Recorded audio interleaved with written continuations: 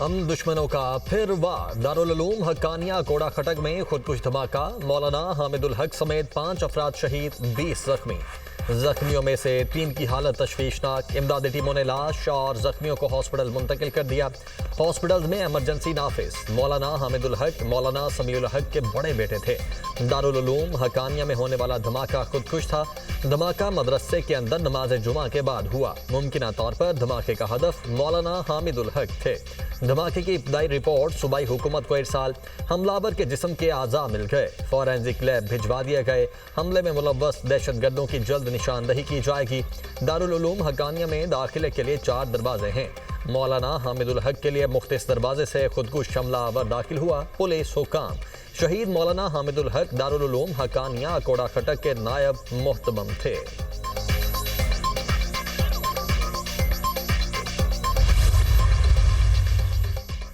खुदकुश हमले में मौलाना हामिदुल हक हक्कानी को निशाना बनाया गया। खुदकुश हमला फितनतुल खवारिज के दहशतगर्दों ने किया। दारुल उलूम हक्कानिया में खुदकुश हमला फितनतुल खवारिज और उनके सरपरस्तों की मजमून कार्रवाई है। हामिदुल हक हक्कानी ने गुज़श्ता माह राबिता आलमे इस्लामी के तहत होने वाली कॉन्फ्रेंस में ख़वातीन की तालीम के हवाले से वाज़े और दो टोक मौक़िफ़ इख्तियार किया था। मौलाना हामिदुल हक ने ख़वातीन को तालीम हासिल करने से रोकने को भी खिलाफ इस्लाम करार दिया था। बयानिए पर मौलाना हामिदुल हक को धमकियाँ भी दी गई थीं। सिक्योरिटी ज़राए।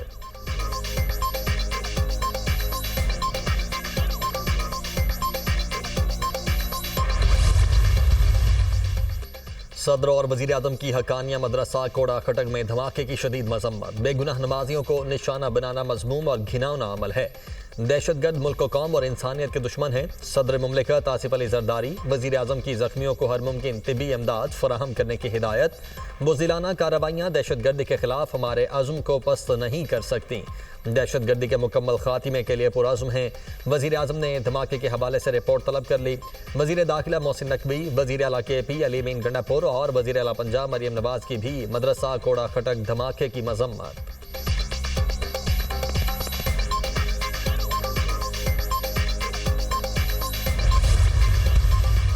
Mega projects have been built under this great program known as CPAC. SPARCO came into being in 1961. अपने नौजवानों के लिए नई राह तलाश करें. Extending our cooperation to promote space cooperation. Pakistani मईशत की मजबूती में CPAC का अहम किरदार है। हमें अपने नौजवानों के लिए नई राहें तलाश करनी हैं। खलाई शोबे की तरक्की के लिए चीन की मदद से आगे बढ़ रहे हैं। खलाई शोबे में ताउन का समझौता मजबूत दोस्ती का आकाश है। स्पार्को चीनी हुकूमत के साथ मिलकर खलाई तहकीक के शोबे में काम करे। स्पार्को का क़याम 1961 में हुआ। खलाई शोबे की तरक्की पर खातिर खाह तवज्जो नहीं दी जा सकी। चीनी सदर की बसीरत अफरोज शख्सियत दोनों मुल्कों के ताल्लुकात में अहमियत की हामिल है। वज़ीर आज़म शहबाज शरीफ का तकरीब से खिताब।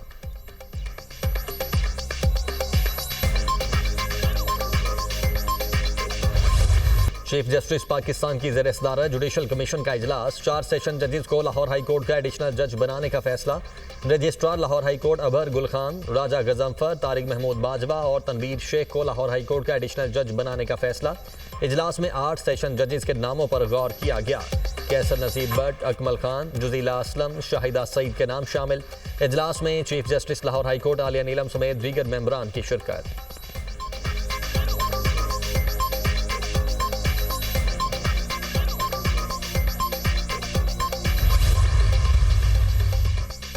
सुप्रीम कोर्ट आईनी बेंच में मजीद 5 जजेस का इजाफा। कसरत राय से मंजूरी दी गई। जस्टिस हाशिम काकड़, जस्टिस आमिर फारूक आईनी बेंच का हिस्सा बन गए।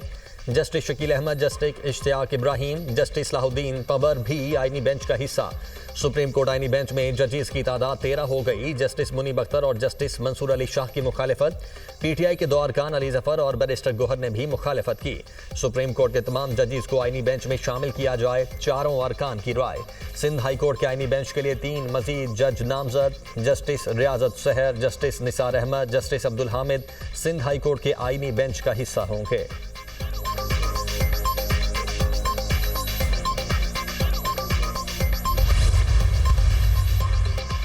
किस कानून के तहत जुडिशल कमीशन बनाएं? जस्टिस जमाल मंदोखेल के 9 मई जुडिशल कमीशन तश्कील की केस में रिमार्क्स। आपने दरखास्त में लिखा है 9 मई को दर्जनों लोग मारे गए, किसी का डेथ सर्टिफिकेट दरखास्त के साथ नहीं लगाया गया। जस्टिस जमाल खान मंदोखेल का वकील से मुकालमा। हामिद खान ने कहा इंक्वायरी जुडिशल कमीशन करेगा तो अमवात का पता चलेगा। जस्टिस हसन अजहर रिजवी ने रिमार्क्स दिए, कमीशन बन भी जाए 9 मई का फैसला अदालत को ही करना है। सुप्रीम कोर्ट ने पीटीआई को मजीद दस्तावेजात जमा करवाने की मोहलत दे दी। समाअत गैर मुअय्यना मुद्दत तक मुलतवी।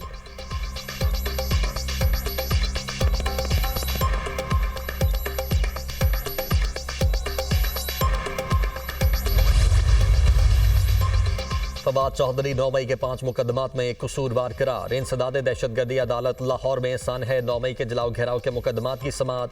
फवाद चौधरी की अबूरी जमानत में 19 मार्च तक तौसी। अदालत ने वकला को हतमी दलाइल के लिए तलब कर लिया।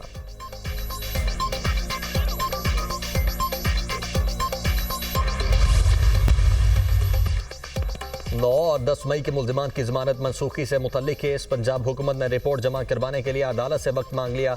रिपोर्ट्स के लिए कुछ वक्त दरकार है। प्रोसिक्यूटर जनरल पंजाब की इस्तदा। अदालत ने केस की समाअत 2 हफ्तों के लिए मुलतवी कर दी। जमानत मनसूखी की अपीलें पंजाब हुकूमत की जानिब से दायर की गई थीं। GHQ हमला केस में शेख रशीद की बरियत की अपील पर समाअत। सुप्रीम कोर्ट ने पंजाब हुकूमत को नोटिस जारी कर दिया। केस की समाअत 2 हफ्तों बाद दोबारा होगी। चीफ जस्टिस के रिमार्क्स।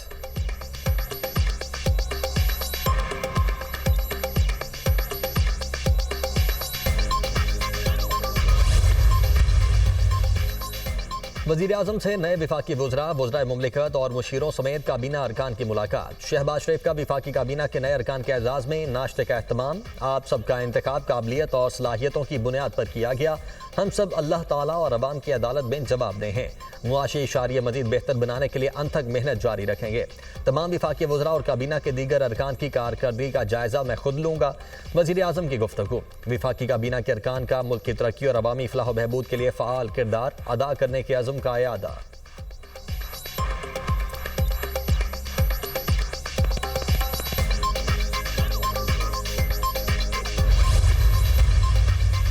पंजाब काबीना में तौसी का फैसला। वज़ीर आला पंजाब मरियम नवाज की सदर मुस्लिम लीग नून नवाज शरीफ से मुशावरत। ज़किया शाहनवाज शैब सिद्दीकी को सूबाई काबीना में शामिल करने का इम्कान।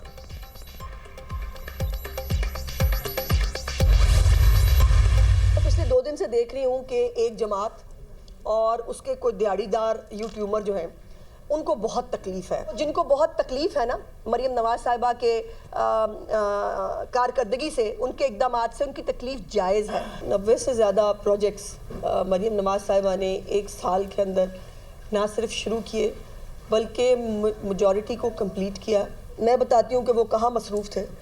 वो मसरूफ़ थे अफसरान की ट्रांसफ़र पोस्टिंग पैसे लेकर करने में।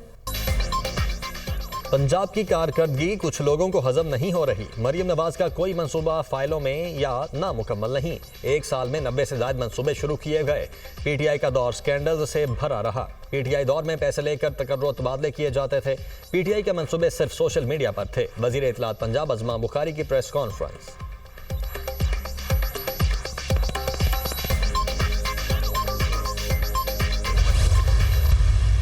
में इस वक्त पब्लिक प्राइवेट पार्टनरशिप का जो कॉन्सेप्ट पाकिस्तान पीपल्स पार्टी ने दिया है, हम चाहते हैं कि हुकूमतें और सरमायाकार मिलकर ऐसे प्रॉफिटेबल बिजनेस में काम करें। अगर कोई शख्स झूठी खबर देता है, कोई यूट्यूब चैनल पे बैठकर गलत लोगों पे गलत इल्जामात लगाता है, हमारे मुल्क के लिए कोई गलत खबर देता है, तो उसके लिए फेक न्यूज वाले को सख्त से सख्त सजा होनी चाहिए।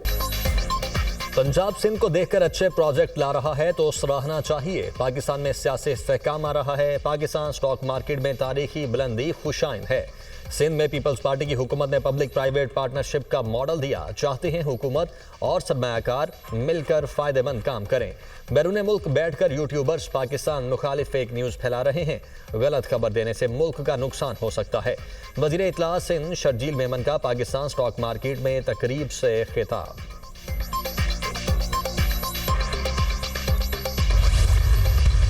आपने पाकिस्तान के रोशन मुस्तकबिल को पाबंदे सलासिल किया हुआ है। ये उसकी जाती जंग नहीं है, ये पाकिस्तान के अवाम के लिए वो जेल में बैठा हुआ है। आप इस मुल्क पे रहम करें, इस मुल्क के अवाम पे रहम करें। और ये जो इलेक्शन कमीशन में बैठे हुए हैं जिन्होंने के तारीख का बदतरीन इलेक्शन करवाया कि मुल्क इस तरह नहीं चल सकता।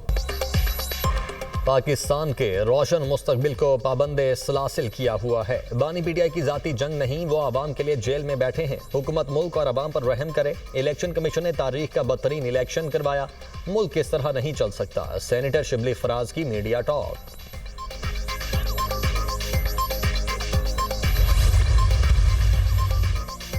रमजानुल मुबारक का चांद देखने के लिए मरकजी रुयत हिलाल कमेटी का इजलास कुछ देर बाद पेशावर में होगा। चेयरमैन मौलाना अब्दुल खबीर आज़ाद इजलास की सदारत करेंगे।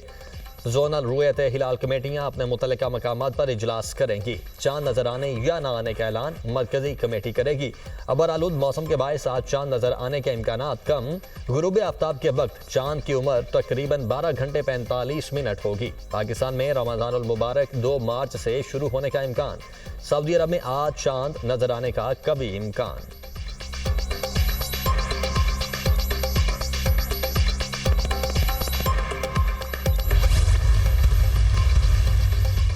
मुनशियात बरामदगी के मुकदमे में मुस्तफ़ा आमिर के नाकाबिले ज़मानत वारंट का मामला। मुल्ज़िम मुस्तफ़ा आमिर को कत्ल किया जा चुका है। ANF हुकाम ने रिपोर्ट अदालत में पेश कर दी।